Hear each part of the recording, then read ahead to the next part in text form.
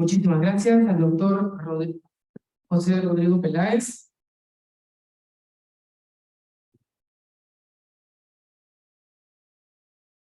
por su exposición sobre protección al consumidor en el sector inmobiliario. Estimado doctor, a nombre de la organización le invitamos a pasar al frente para entregarle el certificado y un recuerdo a nombre del equipo Biloyer. Por favor, a nuestro equipo de fotografía para retratar este momento que va a perdurar y vamos a mostrar en la tercera edición de este magno evento corporativo.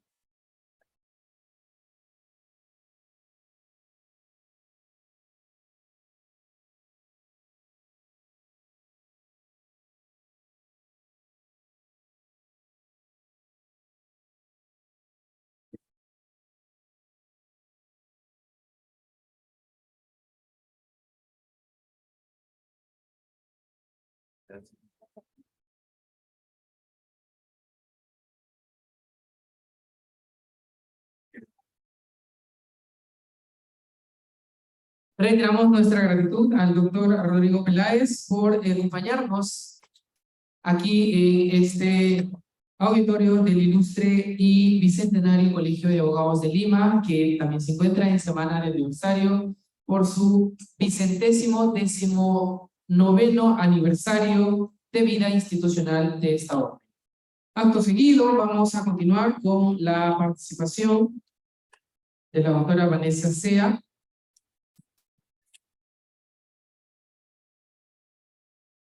que va a disertar sobre el pagaré anotado en cuenta eficiencia en el mercado cambiario.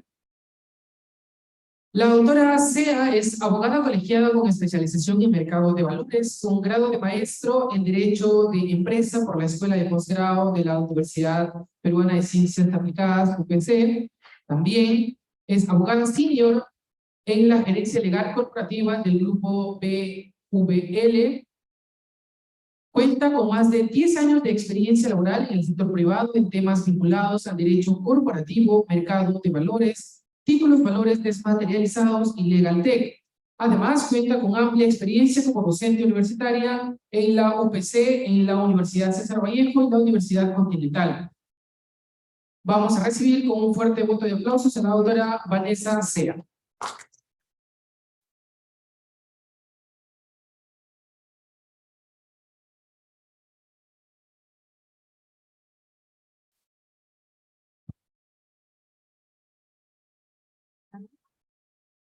Buenas noches, espero que me escuchen bien.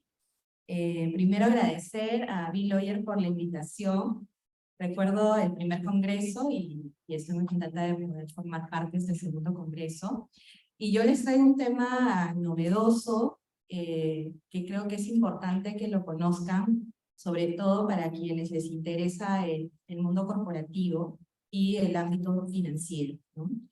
Y vamos a hablar de título de valor, pero no en soporte materializado, sino vamos a hablar de un título de valor en soporte desmaterializado, o sea, electrónico. Cómo funciona, cómo se ejecuta en casos de incumplimiento.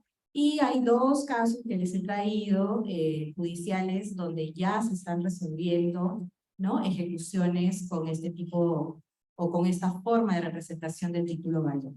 ¿Ok? Bien, comenzamos. Aquí tenemos una agenda, veremos lo que son las transacciones comerciales no presenciales, lo referido a los títulos valores desmaterializados, qué es el pagaré desmaterializado o anotado en cuenta, cómo se ejecuta o dónde recae el mérito ejecutivo de este título valor, los casos que les comentaba y algunas reflexiones finales, ¿no? Algunas mejoras que todavía hay que hacer. Bien, creo que durante la pandemia se aceleró mucho el tema referido a cómo contratamos de forma no presencial, ¿no? Antes estábamos más acostumbrados a ir, por ejemplo, al banco, a pedir financiamiento y firmábamos dentro de las hojas que nos daban, no solamente el contrato de financiamiento, sino el título de valor pagaré, ¿no? Pero esto, producto precisamente no solo de la situación que vivimos, sino también de la misma transformación digital en la que no somos ajenos, ha hecho de que se acelere el uso de medios electrónicos sobre todo para poder contratar, ¿no? A nosotros nos han enseñado que el contrato es ese acuerdo de voluntades, ¿no? Donde vamos a crear, regular, modificar, extinguir relaciones jurídicas de carácter patrimonial. Y uno de los elementos más importantes es el consentimiento. Y el consentimiento de las partes se materializa precisamente con aquella suscripción o firma, ¿no?, que podemos realizar en el contrato y en el título de valor también.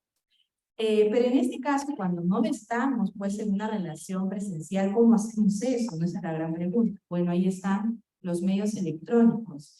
Cuando tenemos medios electrónicos o herramientas electrónicas para poder brindar nuestro consentimiento, por ejemplo, para suscribir un contrato o para emitir un título de valor, en este caso el pagaré, sí, estos medios están totalmente reconocidos en nuestra regulación. No solamente en el Código Civil, ¿no? Hay toda una normativa específica para firmas electrónicas, ¿no? Tenemos una ley, tenemos un reglamento, y eso nos está hoy en día permitiendo el poder realizar estas transacciones de forma no presencial. Y en el caso de la emisión del título de valor, tenemos un artículo, ¿no?, el 6 de la Ley de Títulos, que permite que las firmas en un título de valor puedan ser realizadas de forma electrónica. Entonces, ya está el marco normativo. Pareciera que el marco normativo es antiguo, ¿no?, porque la ley es bien antigua, la Ley de Títulos, pero preveía esta situación, ¿no? Aquí en el gráfico les muestro cómo podemos hacer una relación,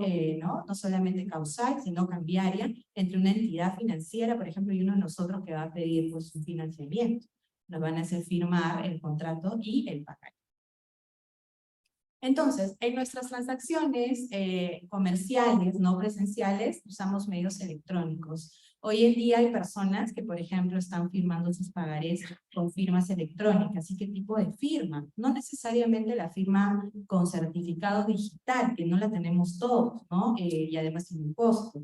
Se están usando otros tipos de firma, como por ejemplo la firma a través de la biometría, la firma con la clave SMS, una firma que puede ser también de forma facial, con una clave PIN, ¿no? Hay diferentes formas de firmar y manifestar nuestro consentimiento.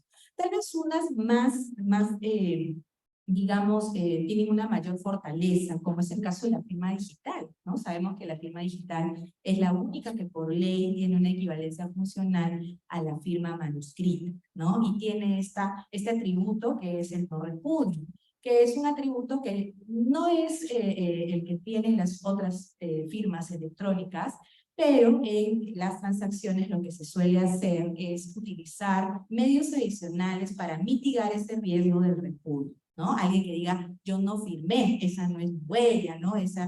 Yo nunca participé de la transacción. Bueno, usamos otro tipo de medios para mitigar. Hoy las empresas, por ejemplo, para mitigar ese riesgo al usar una firma electrónica que no es la digital, es el pedir la famosa prueba de vida, ¿no? Le piden un video al obligado para que pueda grabarse y decir sus generales, ¿no? Su información, dice un párrafo y consiente la firma. Y posteriormente viene y firma con la clave que se le envía. Entonces son formas que están adoptando para poder llevar adelante las transacciones con firmas que no necesariamente sean la digital.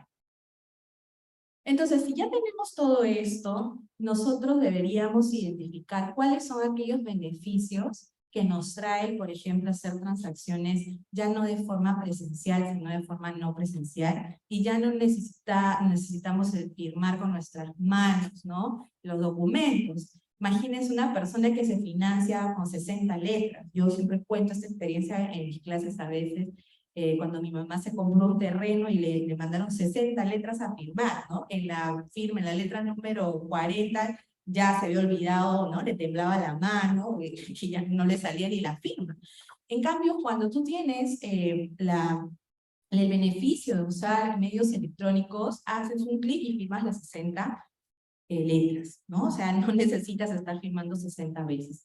Por tanto, estos beneficios, en realidad pareciera que uno los entendería en sencillo, pero podríamos listar así otros, ¿no? El hecho de no utilizar papel, el hecho de agilizar las transacciones, haces un clic, firmaste todo e inmediatamente estamos con el desembolso de tu préstamo, ¿no?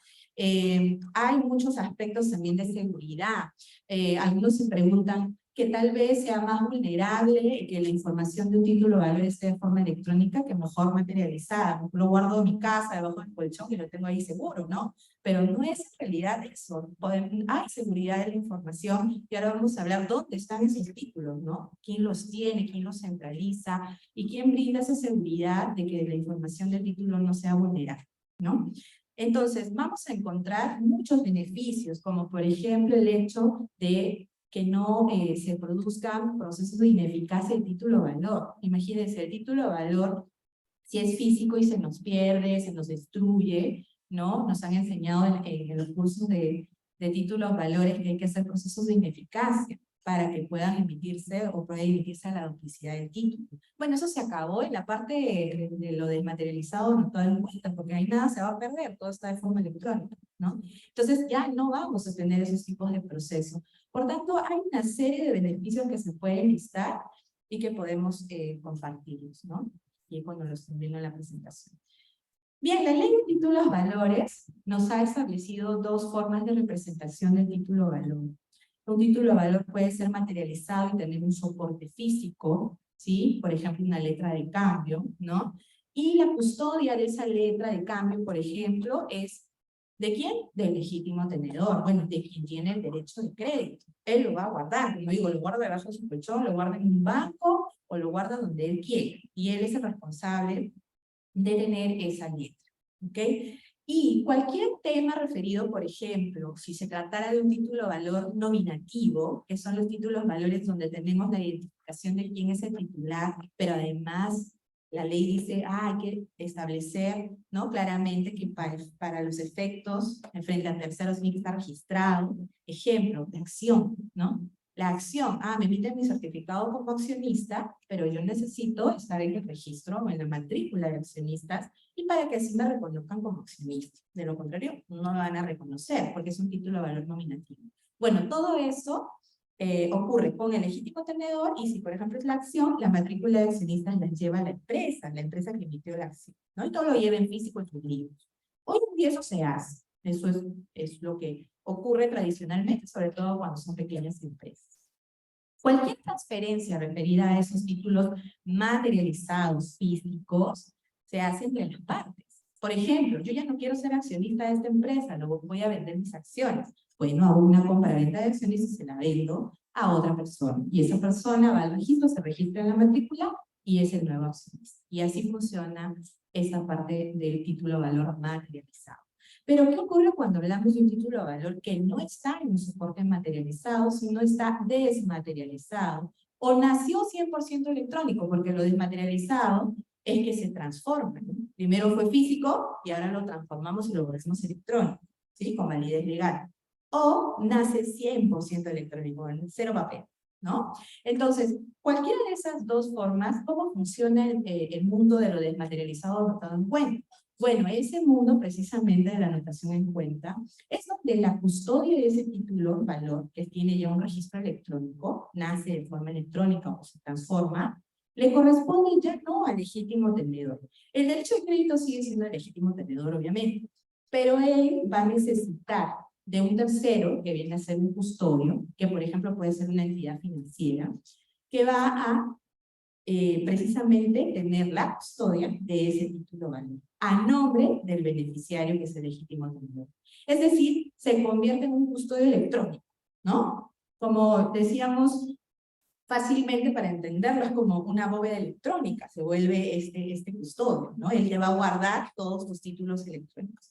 ¿Pero dónde los va a guardar? Bueno, esa cuenta electrónica, esa cuenta está dentro de un registro. Y ese registro lo administra la ICLB, o sea, la Institución de Compensación y Liquidación de Valores, que en el Perú es Cavali, ¿no? Cavali es una entidad que es parte del grupo BDL, ¿no? Y Cavali es la que tiene esa función, registro y custodia de títulos, valores anotados en cuenta o desmaterializados, ¿no? En este mundo desmaterializado, anotado en cuenta, por ejemplo, la transferencia ya no es tanto entre privados, ok, sí estamos entre privados, pero para efectos de que surta, ¿no? Eficacia frente a terceros, por ejemplo, tiene que estar hecha la transferencia en el registro. Quiere decir que si yo hago mi compraventa de acciones que están anotadas en Cavalli, tengo que informar, ¿no?, de ese cambio de propiedad al registro de Cavalli, ¿no?, para que se haga el cambio. Entonces, toda esa información que va a viajar ya no solamente entre el legítimo tenedor, el deudor, por ejemplo, cuando hablemos del pagaré, sino va a haber un tercero que es el intermediario que va a estar, ¿no?, custodiando el título e informándole a Cavalli cualquier cambio. ¿Ok? Entonces, así funciona. Vamos a ver un gráfico como para entenderlo mejor, pero si se dan cuenta hay una división. Ahora, podemos ir al artículo 2 de la Ley de Títulos Valores y vamos a entender, ¿no? ¿Qué dice la ley? La ley dice, para efectos, ¿no?, de un título de valor, si es desmaterializado, anotado en cuenta, tiene que estar, ¿dónde? Registrado en una ICLB, lo dice el artículo 2. Entonces, en virtud de ese artículo, que está en la Ley de Títulos Valores y que menciona la ICLB, es que la ICLB, ¿no?, hoy en día promueve sobre todo el registro de estos tipos de títulos valores específicos. Dejó de lado un poco los valores mobiliarios, porque obviamente estos sí, para efectos de negociación en bolsa, tienen que estar anotados en cuenta, y puso el foco en los títulos valores individuales o específicos, un pagaré. ¿Cómo puede ayudar que ese pagaré sea desmaterializado o anotado en cuenta? Imagínense los costos que se puede ahorrar la entidad de financiamiento y la experiencia buena que puede tener un cliente, ¿no?, de hacer rápido las transacciones. Cavalli es la institución de compensación y liquidación de valores, ¿ok? La ICLB es la que se encarga de llevar el registro contable, realiza no solamente el registro de títulos valores específicos, sino de valores mobiliarios también, y tiene otro tipo de servicios. Obviamente es regulada, no puede hacer lo que quiere, sino hace lo que la ley le ha otorgado como función y por la autorización que tiene la superintendencia. Por tanto, es una entidad privada, no es del Estado, y es regulada, ¿no?, tanto por la superintendencia como por el Banco Central, e incluso por SUNAT, porque es agente de retención, ¿no?, retiene, por ejemplo, las ganancias de capital cuando se le aplica impuesto a la renta, y estas se generan en operaciones que se hacen en la bolsa, ¿no?, de ciertos valores. Entonces, tiene mucha regulación, ¿no? Pero en el rol que cumple precisamente Cavalli, es administrar este registro contable que les comentaba, ¿no? ¿Cómo funciona la parte electrónica? Bueno, las cuentas matrices son las cuentas de los custodios. Y las cuentas, las T's que ven ahí son las cuentas de los titulares, ¿no? Cada titular, si fuéramos todos nosotros, por ejemplo, cada uno tendría su RUT, su registro único de titular. Con eso se identifica en el mercado. Y dentro de estos RUTs están los valores o los títulos valores de los que seríamos legítimos tenedores. Por ejemplo, alguno podría ser legítimo tenedor de una acción, otro podría ser de una letra de cambio, de una factura desnegociable o de un pagaré. En el caso, por ejemplo, de los bancos, ¿no?, que son los que, digamos, como un denominador, son los acreedores legítimos tenedores del pagaré. Entonces, así funciona el registro y ahí se tiene la información del título. Por mucho tiempo, creo yo, se habló mucho de que la desmaterialización o anotación en cuenta solamente podía realizarse sobre valores mobiliarios porque era necesario, ¿no?, que se realice esta anotación para efectos de su negociación en un mercado como la bolsa de valores.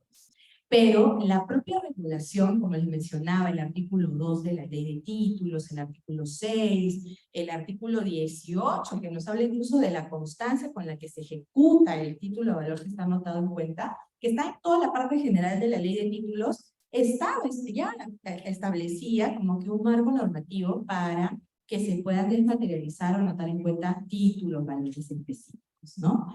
Y es más, la ley misma de títulos valores establece que todo lo referido al título de valor anotado en cuenta va a regularse en la ley de la materia. ¿Cuál es esa ley de la materia? La ley del mercado de valores, ¿no?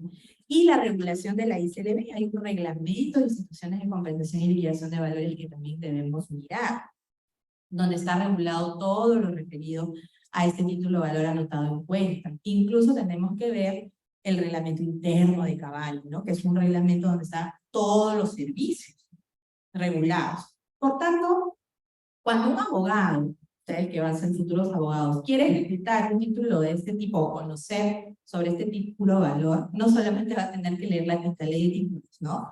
Entonces tengo la mala noticia que tienen que leer la ley de mercado, tienen que leer el reglamento de ICLB, tienen que leer el reglamento interno de Cavalli, y encima tienen que ver el Código Procesal Civil, ¿no? Para hacer un buen proceso. Entonces, en realidad se amplía el marco normativo, pero nos ayuda para sustentar un buen caso. Es importante eso. Ahora, ¿qué es lo relevante también aquí del Código Procesal Civil? ¿Por qué? Porque a pesar de que también es antiguo, ya reconoce en el artículo 688, inciso 5, que la constancia de inscripción y titularidad que emite la ICLB, que es Cavalli, donde recae el mérito ejecutivo del título de valor que está anotado en Cavalli, es un título ejecutivo y se puede hacer un proceso de ejecución. Y un proceso de ejecución es mucho mejor que un proceso pues, de conocimiento, abreviado, que me voy a demorar un poquito de años, ¿no? Porque aquí tengo algo más rápido para ejecutar, porque estoy yendo respecto del propio título, no estoy basándome en la relación causal, donde me van a contradecir todos seguramente, ¿no? Entonces eso es un beneficio. Y aquí les traigo una lámina de donde pueden ustedes también ver cuáles son esas diferencias ¿no? que existe entre un título de valor materializado y uno que está anotado en cuenta o que está en forma electrónica, ¿no? Por ejemplo, el tema referido al riesgo y pérdida, deterioro o destrucción que les decía, ya no más procesos de ineficacia de título, porque aquí no se va a perder, ya todo es electrónico, está registrado y custodiado por la ICLB. Hay un tema también de la transferencia que se realiza a través de transferencia contable, se mantienen los mismos efectos. Si es un pagaré, es un título de valor a la orden, ¿no? Se transfiere por endoso, se mantiene esos efectos, no hay ningún cambio.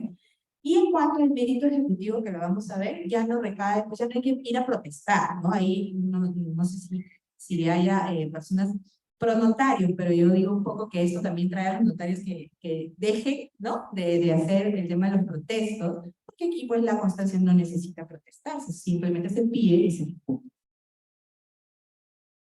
Hablemos ahora del pagaré. El pagaré, sí, regulado en la ley de títulos, lo conocemos. Todas estas son, digamos, sus requisitos básicos, esenciales, formales, para que exista. Pero, ¿cuál es la importancia o cómo se maneja el mercado aquí en Perú?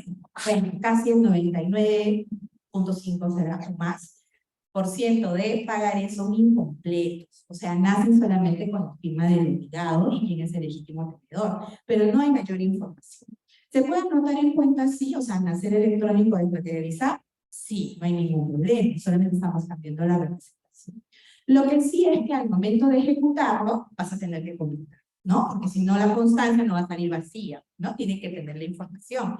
¿Cuál es el monto que te adeuda? ¿Cuáles son los intereses que estás aplicando? Dependiendo del acuerdo de llenado que hayas celebrado, pues, en la entidad de financiamiento con el deudor, ¿no? Entonces, eso sí lo vamos a tener que hacer al momento de ejecutar el pagaré, ¿no? A través de la constancia.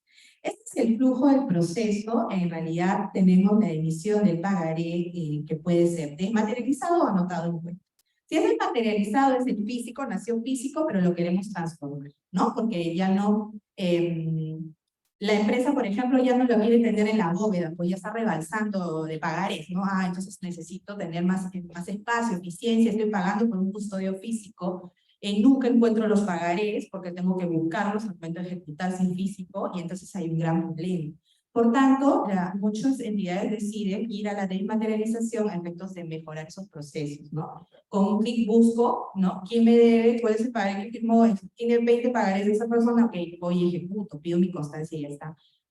De lo contrario, tendría que buscar los 20 pagarés en el mundo de pagarés en la bóveda que tengo. Entonces eso demora. Y esto agiliza y las entidades lo han entendido. Por tanto, están migrando al tema de la desmaterialización. Y también se han dado cuenta que mejor para que ya hacemos el físico, ahora mejor registremos de forma electrónica, ¿no? Y ya han ido a la anotación en cuenta de manera general.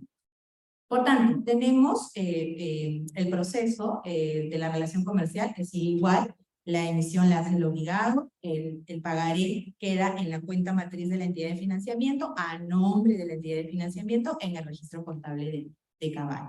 ¿Qué es lo que pasa si ese pagaré, o sea, digamos, se quiere ejecutar? Porque no nos pagamos el crédito, ¿no? La persona no pagó y el banco quiere ejecutar. Bueno, el banco pedirá su constancia a Cavalli. Cavalli le va a emitir la constancia a los 2 días de solicitar, ¿no? Le pide la constancia y Cavalli se la entrega. Y luego Cavalli hace un proceso que es enviar la relación de todos los morosos ¿a quién? A la Cámara de Comercio de Lima. Al igual que lo hacen los notarios cuando protestan el título, igualito, ¿no? Pero aquí, por constancia emitida, te notificamos o te enviamos toda la información a la Cámara, y la Cámara, en virtud de un convenio que tenemos, ya le envía pues a las cámaras de provincia, si el deudor está en provincia, y a las centrales de registro. ¿Okay? Entonces, ese es el flujo.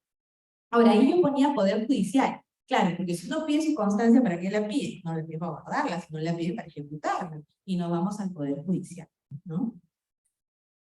Entonces, aquí está, por ejemplo, el proceso del mérito, que es un poco ya lo que les he contado, ¿no? De cómo se hace ante el incumplimiento, ¿no? Ahí está Cavalli, le emite la constancia a la Cámara, le informa a la Cámara las constancias emitidas para que salga en el Registro Nacional de Protestas y Moras, y ya se informa a las demás cámaras. ¿No? Ese es el proceso que se hace cuando hay incumplimiento. Y ya tengo mi constancia de inscripción y titularidad vale si está reconocida por el Código Procesal Civil para que inicie su proceso de ejecución. Inciso 5 del artículo 688. ¿Dónde más está? Ah, en la Ley de Títulos de Valores, artículo 18.3. ¿Dónde más está? En la Ley del Mercado de Valores, 215. ¿Dónde más está? 220, perdón. ¿Dónde más está? En el reglamento ICLED, en el artículo 60. ¿Dónde más está? En el reglamento interno de Caballo. O sea, ven, hay una serie de artículos que soportan el uso de la constancia para la ejecución de este título de valor que está anotado en cuenta que es impagable, ¿no? Solamente que hay que leer un poco más, ¿no? Ese es el único tema. Aquí está la constancia. Ahora, la constancia de inscripción y titularidad que emite la ICLB para ejecutar el título de valor que está anotado en cuenta es una constancia que también es electrónica. Claro, porque si no, no tendría mucho sentido, ¿no? O sea, tenemos todo electrónico y al final te entrego un papel, ¿no? No tendría mucho sentido. Entonces, la emitimos de forma electrónica. Y ahora la gran pregunta es, ¿y los jueces? ¿Qué dicen los jueces, no? ¿Están conformes? ¿Te piden el físico? ¿Mejor me traes el título de valor? ¿No? Etcétera. Claro, es cierto. Esto ha ocasionado, y acá está toda la información de la constancia, que incluso se puede hasta validar con código QR y todo lo demás, ¿no? Es un documento electrónico, ¿sí? Claro, la gran pregunta es cómo resuelven los jueces.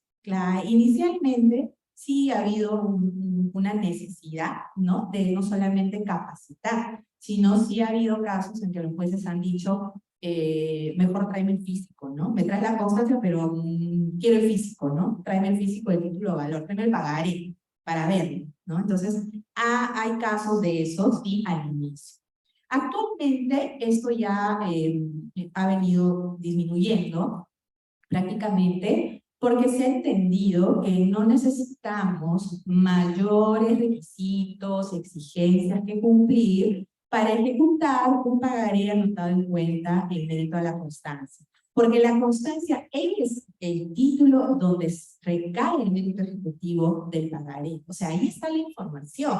En virtud de ella, entonces, la información que está en la constancia es por la que tiene que juzgar o resolver el juez, ¿no? Como si fuese título físico, ¿no? Igual, o sea, ve el pagaré, lo ve completo, y eso es lo que valora.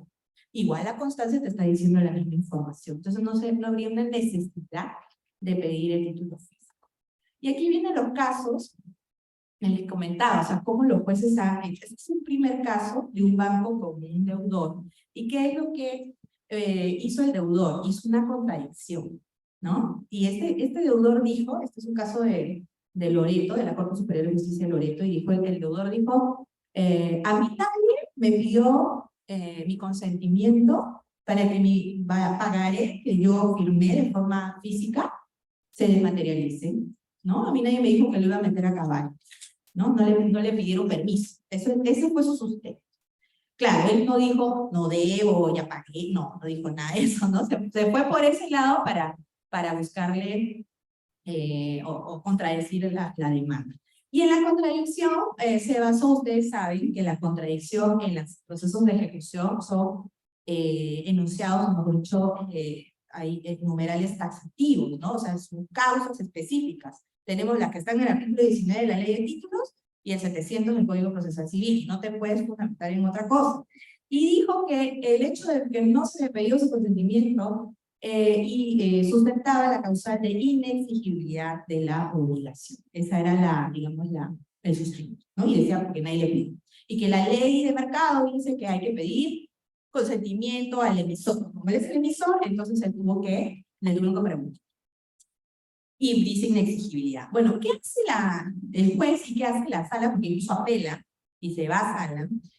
Bueno, el juez en primera instancia dijo que precisamente la inexigibilidad de la obligación era pues referida a que la obligación no fuera líquida, no fuera cierta, no fuera expresa. Y el hecho de decir que no te pidieron tu consentimiento no significa pues que se haya vulnerado eso de la certeza, de la exigibilidad de la obligación, ¿no? Entonces, por tanto, no tenías un fundamento correcto y declara el procedente esta contradicción. Cuando apela, la sala reconfirma y lo que dice es algo bien interesante. Dice, ¿no? El pagaré desmaterializado representa una prestación cierta, expresa y exigible, ¿no? Al tener los requisitos esenciales para su validez conforme a la ley de títulos y a la ley de mercado. O sea, la sala, y en todo caso el juez, reconoce que el pagaré desmaterializado es igual de válido, solamente que hemos cambiado la forma de representación, ¿no? Y cumple lo que dice la ley y la ley de mercado. Y el otro caso, porque ya me faltan poquitos minutos para cerrar, es simplemente este caso donde el propio juez, por saneamiento procesal, dice, tráigame el consentimiento del deudor, ¿no? El propio juez, al momento de hacer saneamiento, pide que le traigan el consentimiento. Y se apela contra eso y sube también, y la sala dice lo siguiente. El mérito ejecutivo del título de valor representado por anotación en cuenta recae en la constancia de inscripción y titularidad. O sea, acá no me tienes que pedir requisitos adicionales, que traen el pagaré, que traen el consentimiento. No, la constancia ya está, el pagaré se notó, nació válidamente, se cumplieron, y si tú quieres cuestionar algo, cuestiona algo específico de la constancia. ¿Ven? Entonces, tanto como contradicción como por saneamiento procesal, este caso es de ICA, se ha resuelto de forma favorable. En los demás casos, siempre hemos tenido también resultados positivos, es decir, hoy se viene usando. Tal vez falta algo que ahí viene justo en las reflexiones finales. ¿Qué es lo que falta? ¿No? Porque este es un tema nuevo. El primer pagaré que se desmaterializó fue en el año 2018. Ese fue el primer pagaré, ¿no? Y hoy estamos 2023, hay pagarés en gran cantidad desmaterializados y hay ahora ya también electrónicos. Entonces estamos esperando también, haciendo seguimiento a estos procesos para saber cuáles son los resultados, ¿no? Pero una reflexión importante es el tema de la tecnología, para cerrar. Nos permite agilizar transacciones, etcétera, pero es importante que haya una interoperabilidad con el Poder Judicial, ¿no? El Poder Judicial tiene su expediente judicial electrónico, ¿sí? Entonces nosotros estamos ahí para ayudarnos, o sea, hay que converger. ¿Para qué? Para efectos de que en el proceso, ¿no? Se utilizan también las herramientas electrónicas y, por ejemplo, el hecho de usar y reconocer a la constancia electrónica para ejecutar este título de valor. En cuanto a regulación, hay que flexibilizar cierta regulación para que más entidades ingresen y participen, teniendo cuentas en la ICLB para custodiar pagarés. En el caso del financiamiento igual, hay que usar la tecnología para nuevas estructuras de financiamiento, ya no solo el pagaré, banco, pagaré se queda y ahí nomás, no, usemos el pagaré para hacer un doble, o sea, para endosarlo a otra persona, para mandarlo a un fideicomiso, o sea, todo eso hay que verlo también. Y el tema de la jurisprudencia, ¿no? Nos hemos dado cuenta que lo que ha faltado es irnos más a los jueces de paz letrados, ¿no? Porque yo les he traído un poco a los jueces civiles, los jueces comerciales que ya conocen, pero nos falta ir a los jueces de paz letrados que ven temas de menor cuantía. Ahí hay un trabajo que hacer. Y el reconocimiento de la constancia como el único título de ejecución para efectos precisamente del mérito ejecutivo de un título de valor anotado en cuenta, que hoy en día ya está prácticamente, pero algunos por ahí hay discrecionalidad, pues dicen traigo el pagaré físico, ¿no? Todavía, pero esperemos que eso se acabe pronto. Bien, aquí les traje algunas estadísticas que ya seguro se las van a compartir, cómo ha evolucionado el mercado, si se dan cuenta, es que hoy en día tenemos casi 177.000, ¿no? Pagarés anotados. y esto cada vez está creciendo más. Así que importantísimo conocer. Muchísimas gracias por la invitación.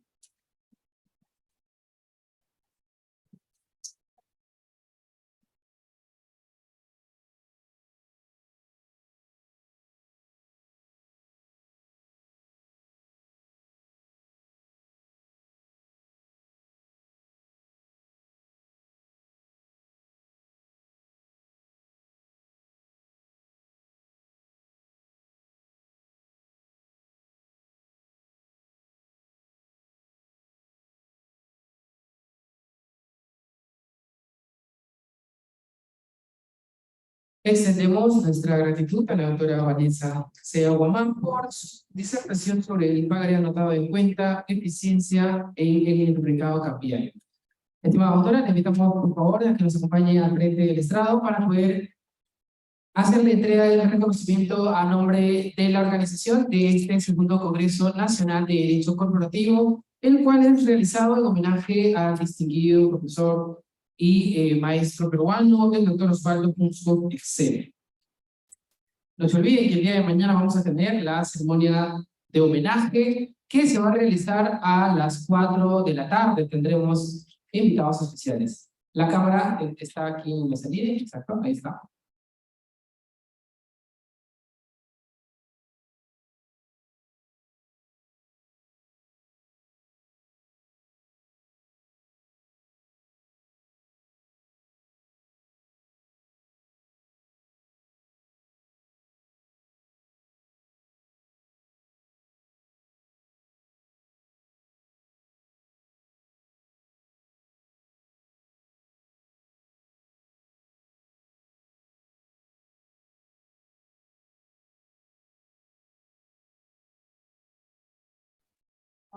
Muy bien. Entonces, vamos a continuar con esta jornada académica. Y para ello, hoy día nos va a acompañar el doctor Jaime Delgado Segarra, quien va a exponer sobre los retos y desafíos pendientes para la protección del consumidor. Vamos a precisar que el doctor Jaime Delgado Segarra, por temas ajenos a la organización y temas personales, nos va a acompañar a través de una ponencia virtual. Cabe señalar también que al finalizar su ponencia vamos a tener un espacio para una o dos preguntas para el público. El doctor gustosamente nos va a resolver las dudas. Muy bien, entonces, estimado doctor Jaime Delgado, muy buenas noches, bienvenido a Beloyer y al segundo Congreso Nacional de Derecho Corporativo. Por favor, nos confirma que nos escucha bien. Sí, muy bien, si me permiten compartir la pantalla, por favor. Por supuesto, doctor, mi equipo, el interno, ya está. Perfecto, Ya. Ahora sí se visualiza muy bien. Ahora sí. Listo, doctor, antes de poder iniciar, entonces, se escucha muy bien. Vamos a hacer su presentación y le cedo el uso de la palabra. Muchas Con gracias. nosotros tenemos al doctor Jaime Delgado Segarra, quien nos va a exponer sobre los retos y desafíos pendientes para la protección al consumidor. El doctor es abogado y administrador de empresas con segunda especialización en Derecho